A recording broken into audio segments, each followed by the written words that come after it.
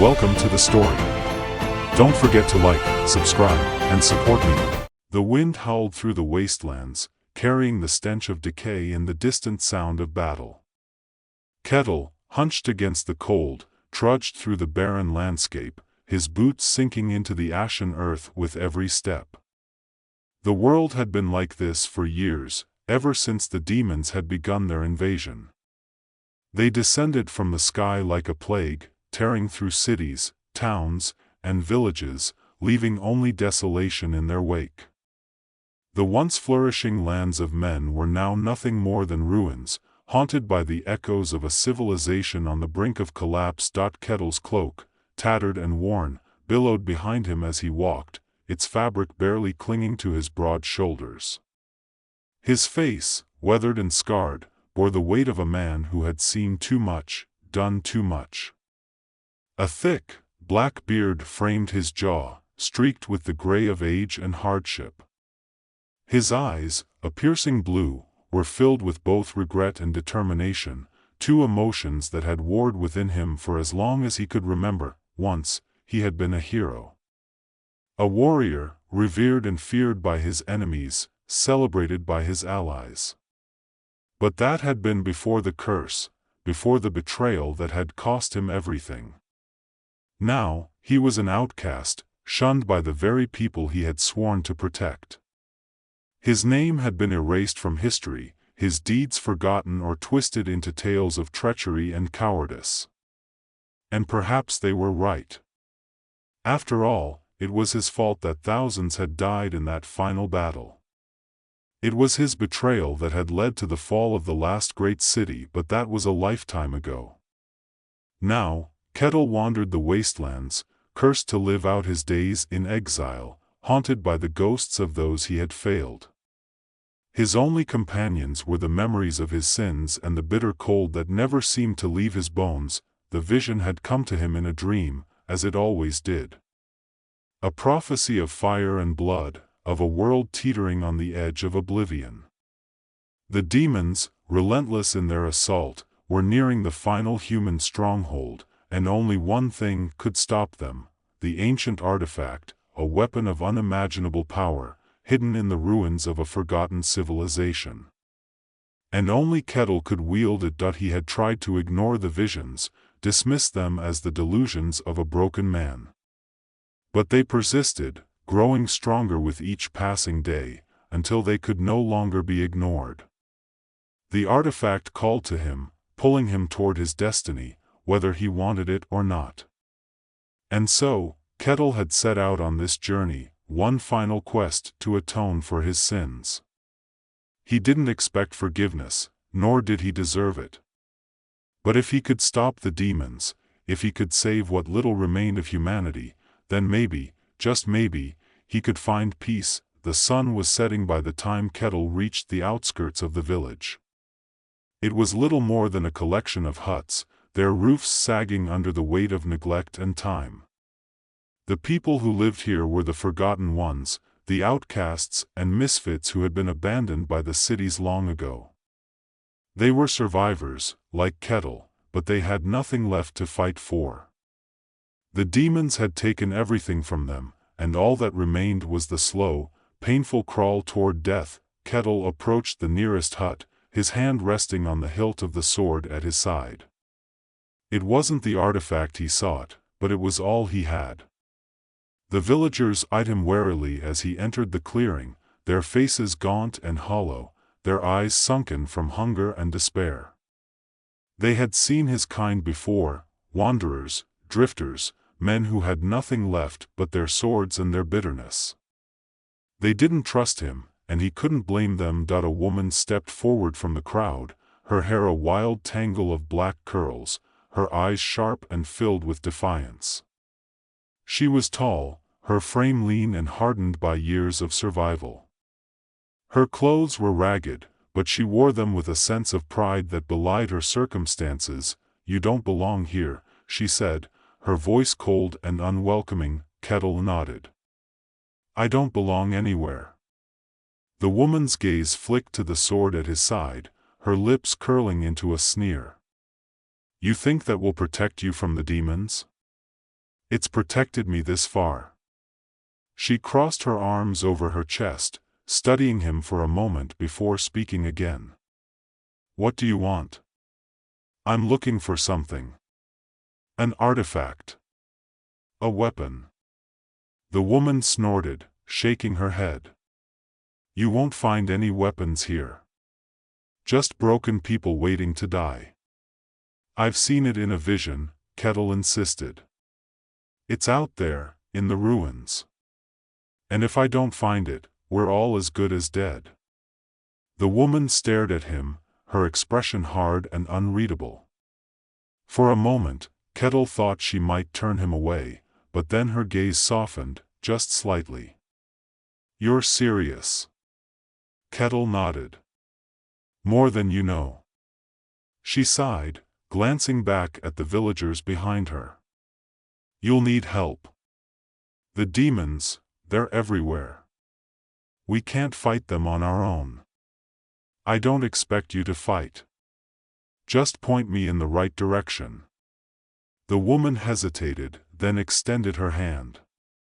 I'm Alice. If you're telling the truth, we'll help you. But if this is some kind of trick, Kettle took her hand, his grip firm. It's no trick. I promise. Together, they led the small group of survivors deeper into the wilderness, toward the ruins that held the key to humanity's survival. The journey was long and treacherous, the air thick with the scent of decay and the distant howls of demons. Every step felt like a battle against the darkness that pressed in from all sides. As they walked, Kettle couldn't help but feel a growing sense of unease. The artifact was close, he could feel its pull, like a magnet drawing him in. But with each step, the weight of his curse grew heavier, the whispers of the past louder in his mind. He had been here before, in these same ruins, all those years ago. It was here that he had made his fateful decision, the choice that had led to his exile. The memories flooded back in vivid detail, the blood, the fire, the screams of his comrades as they fell one by one. He had abandoned them, left them to die, all for the sake of power. And now, that power was calling him back. The group reached the entrance to the ruins just as night fell. The crumbling stone walls loomed before them, covered in moss and vines, as if nature itself had tried to reclaim what had been lost. The air was thick with the stench of sulfur, and the ground trembled beneath their feet as if the earth itself feared what lay within. This is it, Kettle muttered, drawing his sword. Alice glanced at him, her face pale in the moonlight. Are you sure about this? No, Kettle admitted. But I don't have a choice. They entered the ruins, the darkness swallowing them whole.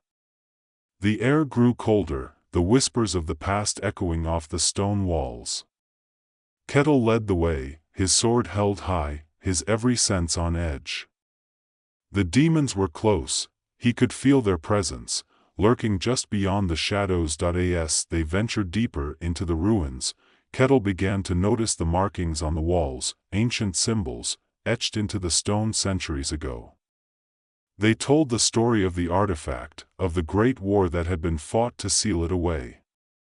It was a weapon of unimaginable power, forged by the gods themselves, capable of destroying entire armies with a single strike. But it came at a cost. Kettle stopped in front of a massive stone door, its surface covered in more of the ancient symbols. This is it, he whispered. Alice stepped up beside him, her eyes wide with awe. What do we do now? Kettle took a deep breath, placing his hand on the door. The stone was cold beneath his palm, and for a moment, he thought nothing would happen. But then, with a low rumble, the door began to shift, grinding open to reveal the chamber beyond. The artifact sat on a pedestal in the center of the room, bathed in a pale, ethereal light. It was a sword, its blade gleaming with an otherworldly energy, as if it had been forged from the very essence of the gods themselves. Kettle approached the sword slowly, his heart pounding in his chest. He could feel the weight of his curse growing heavier with each step, the whispers of the past louder in his ears. Kettle reached out, his fingers trembling as they brushed against the hilt of the sword. The moment his skin made contact, a surge of power shot through his body, searing his veins like molten fire. He gasped, gritting his teeth against the pain, but he couldn't pull away. The sword called to him, demanded to be wielded. It was both a blessing and a curse, the price of salvation bound to the very blade that now seemed to fuse with his soul. The whispers of the past swelled in his mind, voices of the dead rising in a cacophony of judgment. He could hear their accusations, their cries for vengeance. He had failed them. And now, the sword was demanding payment for his sins. It was a reminder of the cost of power, of the destruction it wrought, even as it offered a glimmer of redemption. Kettle gripped the hilt tighter, lifting the sword from its pedestal. The light around the blade brightened, bathing the chamber in a ghostly glow. It felt heavier than it looked, as though the weight of the world rested in his hands. The air around him shimmered with the artifact's energy, the power barely contained within the steel. Alice watched in stunned silence as Kettle held the sword aloft. Is it done?" she asked, her voice hushed. Kettle shook his head. "Not yet." The ground beneath them trembled, and a low, guttural growl echoed through the chamber. The demons knew. They had been waiting. The moment Kettle had touched the sword, the balance had shifted, and now they were coming for him. For all of them, Kettle turned toward the entrance just as the first of the demons appeared, its eyes glowing with a fiery red hunger. The creature was massive, its body twisted and grotesque, covered in jagged armor-like scales. Its claws scraped against the stone floor as it advanced, snarling, its gaze locked on the sword in Kettle's hand. "We're out of time," Kettle muttered, taking a defensive stance. "Get the others ready." Alice nodded, quickly retreating to rally the rest of the group. The outcasts, though ragged and weary, formed a defensive line behind Kettle. They were ill-equipped and outnumbered, but they had something the demons did not: hope. The demons swarmed into the chamber, their numbers seemingly endless. They poured in from every crack and crevice, their twisted forms darkening the air as they rushed toward Kettle and his small band of survivors. The air was thick with the stench of sulfur and blood, the heat of their presence oppressive. Kettle moved with a precision that belied his years. The sword in his hand hummed with power, cutting through the demons as if they were made of smoke. Each strike was swift and deadly, the blade cleaving through armor and flesh with ease. But for every demon he felled, two more took its place. The sword's power was vast, but it was not limitless. With every swing, Kettle felt the weight of the curse pressing down on him, growing heavier, threatening to consume him. A demon lunged at him from the side, its claws aimed for his throat. Kettle spun, driving the sword through its chest, but the effort cost him. He staggered, the curse gnawing at his strength, feeding off his guilt. His vision blurred for a moment, the voices of the dead whispering in his ears. "You're not worthy," they hissed. "You failed. You will fail again." Kettle shook his head, trying to block them out. He couldn't afford to falter now. Not when so much was at stake. Alice fought beside him, her movements swift and graceful. She wasn't as skilled as Kettle, but she made up for it with sheer determination. She drove her blade into the neck of a demon, kicking its body away as she turned to face another. The outcasts fought with desperation, their fear driving them to push beyond their limits. But they were no match for the demons' numbers. "We can't hold them off forever," Alice shouted over the din of battle. "I know," Kettle replied, his voice strained. "We just need to buy time." Time for what, he didn't know. He could feel the sword's power pulsing in his hands, but it wasn't enough. The demons kept coming, their hunger for destruction insatiable. The artifact had chosen him, but it demanded something more. Something he hadn't yet given. Another wave of demons surged toward them, their howls deafening. Kettle gritted his teeth, raising the sword again. But as he swung, he felt a sharp pain in his chest. His vision darkened for a moment, and he stumbled, nearly dropping the sword. The curse was getting stronger, tightening its grip on him. Kettle. Alice's voice was distant, muffled by the ringing in his ears. He tried to respond, but the words wouldn't come. The weight of the sword was unbearable now, crushing him from within. His knees buckled, and he fell to the ground, the sword clattering beside him. Darkness closed in around him, the voices of the dead screaming in his mind. Failure, they whispered. You are nothing. Kettle's breath came in ragged gasps. He couldn't move, couldn't fight. The curse had him. He had failed, but then, through the haze of pain and guilt, he felt a hand on his shoulder. Alice. She was kneeling beside him, her face pale but determined. Get up, she said, her voice firm. You can't give up now. We need you. Kettle blinked, the fog in his mind lifting slightly. He could still hear the voices, still feel the weight of his sins, but Alice's touch grounded him. He wasn't alone. Not anymore. With a grunt of effort, Kettle pushed himself to his feet. The sword lay at his feet, its glow dimmed but still flickering with power. He reached down, gripping the hilt once more. The pain surged through him again, but this time, he didn't let it consume him. He focused on Alice, on the outcasts fighting for their lives. They were depending on him. Kettle raised the sword high, its light flaring once more. The demons hesitated, sensing the shift in him. He could feel the power of the artifact coursing through him, but now, it was no longer a burden. It was a part of him, an extension of his will. With a roar, Kettle charged forward, the sword blazing in his hands.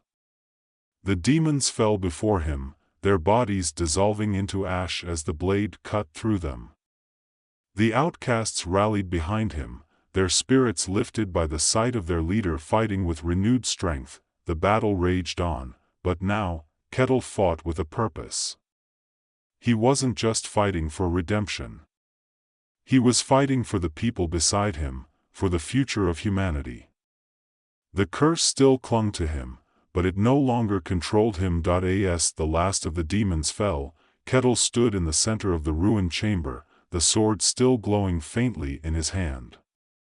His body ached, and the curse still weighed heavily on him, but for the first time in years, he felt at peace. Alice approached him, her face smeared with dirt and blood. Is it over? Kettle shook his head. Not yet. But it's a start. They emerged from the ruins, the survivors battered but alive. The sky was still dark, the horizon tinged with the glow of distant fires. The world was still in danger, but for the first time in a long time, there was hope. Kettle led the group back toward the city, his steps slow but steady. The sword hung at his side, a constant reminder of the power he wielded, and the price he had paid for it. He didn't know what the future held, but he knew one thing for certain: he would fight for it. For them. As they walked, the voices of the dead faded, replaced by the sound of the wind and the footsteps of the living. Kettle had found his purpose again. Not as a hero, not as a villain, but as a man who had made mistakes and was willing to atone for them, and that, he realized, was enough.